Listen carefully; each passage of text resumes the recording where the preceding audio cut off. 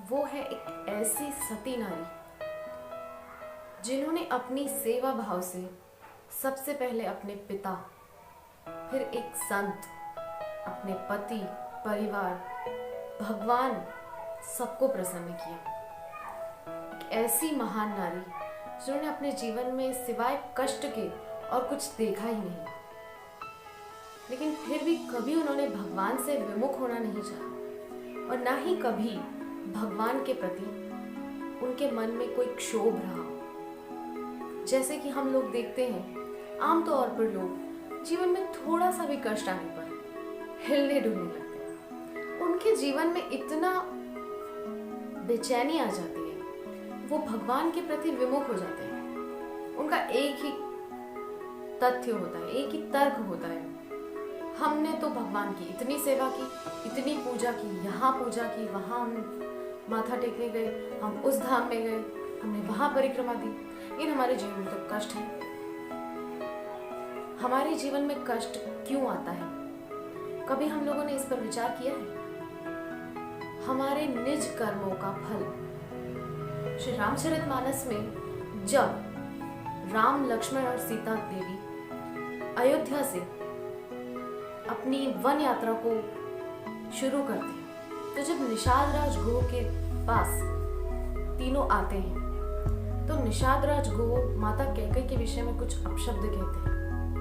तो उस वक्त लक्ष्मण निषाद राज गुह को समझाते हैं कि नहीं, जो कुछ भी हुआ है ये हमारे अपने कर्मों का फल है, भगवान को तो कर्म फल नहीं व्यापता। फिर ये लक्ष्मण जी क्यों कह रहे हैं? वो हम मनुष्यों को समझाना चाह रहे हैं कि हमें जो कुछ भी मिलता है, सुख दुख एनीथिंग, वो सब हमारे कर्मों का फल होता है।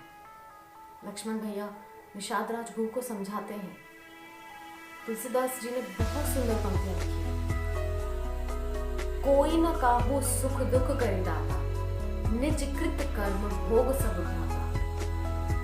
हे भाई निषाद राज गुह, यहाँ पृथ्वीलोक पर कोई किसी को सुख दुख नहीं देता है, यहाँ सब अपने अपने कर्मों का फल भोगते हैं।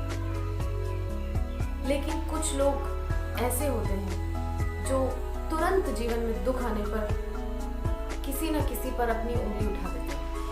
इसकी वजह से मुझे दुख मिला, इसकी वजह से मुझे दुख मिला। ये बहुत गलत चीज है। हमें हमेशा ये याद रखना चाहिए, हमें जो कुछ मिल रहा है वो हमारे अपने कर्मों का फल है। तो हम बात कर रहे थे माता कुंती के विषय में।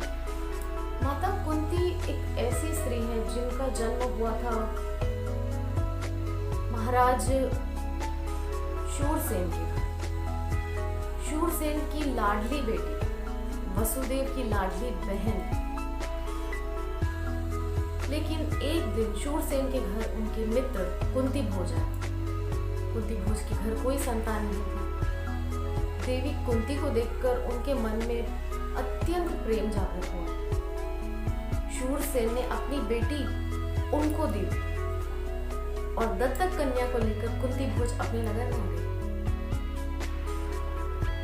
माता कुंती का नाम शूरसेन अपने पिता के घर पर प्रथा था, लेकिन जब कुंती भोज उन्हें अपने साथ लेकर आए, उन्होंने उनको नाम दिया कुंती।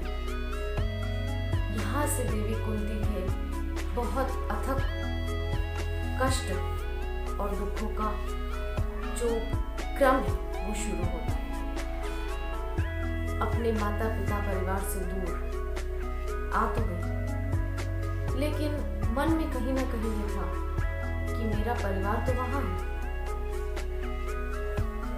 इसके बाद धीरे धीरे देवी बड़ी हुई। एक बार जब वो किशोरावस्था में पहुंच गई, तब कुंती भोज राजा के यहाँ पर ऋषि दुर्वासा आए। ऋषि दुर्वासा जब आए तो उनकी सेवा में कुंती भोज ने अपनी बेटी कुंती को लगा दिया। कुंती माता ने बहुत प्रेम से, बहुत श्रद्धा से दुर्वासा ऋषि की सेवा की। उनके लिए पूजा सामग्री, हवन सामग्री इत्यादि सब कुछ वही देखती थी। उनकी सेवा करना, उनके भोग आदि सब की व्यवस्था वही देखती थी। जब अपना चातुर्मास पूरा करके ऋषि दुर्वासा वहां से जाने लगे, अत्यंत प्रसन्न होकर उन्होंने माता कुंती से कहा कि हम आपकी सेवा से बहुत प्रसन्न हैं, आप हमसे कुछ मांगिए।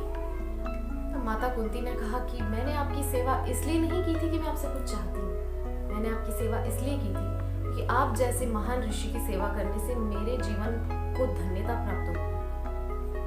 ऋषि दुर्वासा ने कहा कि अब मैंने तो मन बना लिया है, तुमको कुछ न कुछ बता दो। तो देवी कुंती ने कहा कि जो आपको उचित है। ऋषि दुर्वासा ने एक ऐसा मंत्र दिया जिससे देवी कुंती किसी भी देवता को बुला सकती थी आवाहन करके। ऋषि दुर्वासा वहां से चले गए।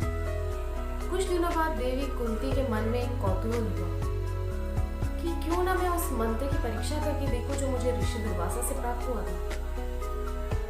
कन्या का मन एकदम कौतूहल से भर गया। उस मंत्र को परीक्षण करने के लिए तुरंत सूर्य देवता का उन्होंने आह्वान किया। सूर्य देवता प्रकट हो गए।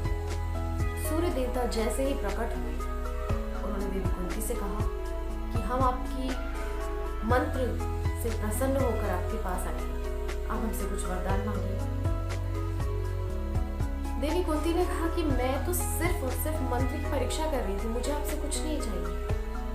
देव सूर्य ने कहा कि हम लोग देवता हैं, हम जब किसी से प्रसन्न होते हैं तो हम कुछ ना कुछ अवश्य देते हैं। देवी कुंती ने कहा कि मुझे आपसे कुछ नहीं चाहिए। लेकिन देवता सूर्य ने कहा कि अब हम आ ही गए हैं तो हम आपको वरदान देते हैं कि आपके यहाँ हमारे ही समान तेजस्वी पुत्र होगा। माता कुंती ने कहा कि मैं तो अभी किशोरावस्था में हूँ, अगर मुझे पुत्र होगा तो मैं किसको बताऊंगी, कोई मुझसे पूछेगा तो मैं क्या कहूँगी। माता कुंती के जीवन में सबसे बड़ा कष्ट, सबसे बड़ा दुख उनके सामने था। थोड़े समय बाद माता कुंती को कर्ण, जिनको सूर्य पुत्र के नाम से जाना जाता है, उनका जन्म हुआ। माता प्रसन्न भी थी, दुखी भी थी। इतना तेजस्वी पुत्र उनको प्राप्त हुआ, लेकिन किशोरावस्था में वो पुत्र होने की वजह से वो किसी को बता नहीं सकती थी कि पुत्र मेरा है। माता ने लता पत्रों में लपेटकर उस पुत्र को नदी में प्रवाहित कर दिया। कष्ट और दुख की परिसीमा देखिए। एक लड़की जो मातृत्व सुख को प्राप्त हुई, लेकिन उसको पूर्ण रूप से वो आनंद नहीं उठा सकी। क्यों? क्योंकि वो एक ऐसा समय था जब वो मातृत्व का सुख नहीं उठा सकती थी, किशोरावस्था में, जबकि उनका विवाह नहीं हुआ था।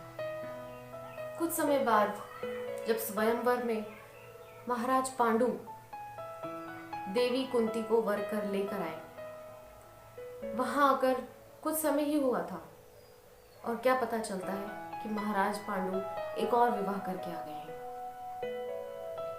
दूसरी पत्नी ले आए, माद्री, मद्र देश की राजकुमारी माद्री।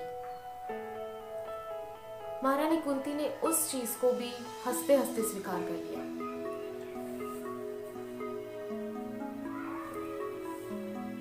उनके पति, जो कि पांडु रोग से ग्रसित थे, विवाह हुआ, किसी तरह से सब कुछ ठीक चल रहा था।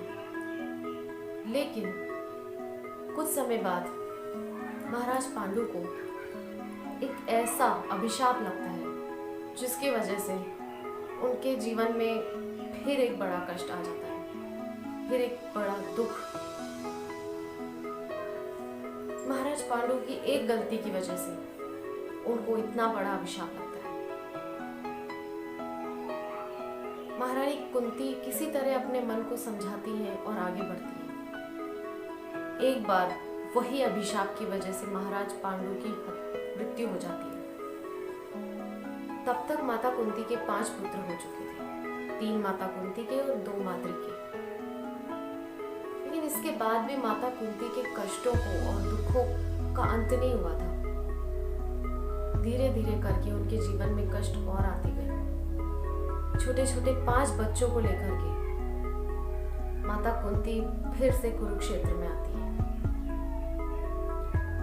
जहाँ पे हस्तिनापुर में उनके परिवार में सब स्वागत करते हैं। लेकिन एक तरफ मन में कलुषित भावना लिए धृतराष्ट्र, जो कि हस्तिनापुर नरेश बनकर बैठे हैं, उनका पुत्र दुर्योधन, जिसके मन में अपने भाइयों के प्रति केवल और केवल द्वेष भाव, एक नए संघर्ष की शुरुआत होती है। और आगे की जो भी संघर्ष है उनकी चर्चा हम अगले अंक में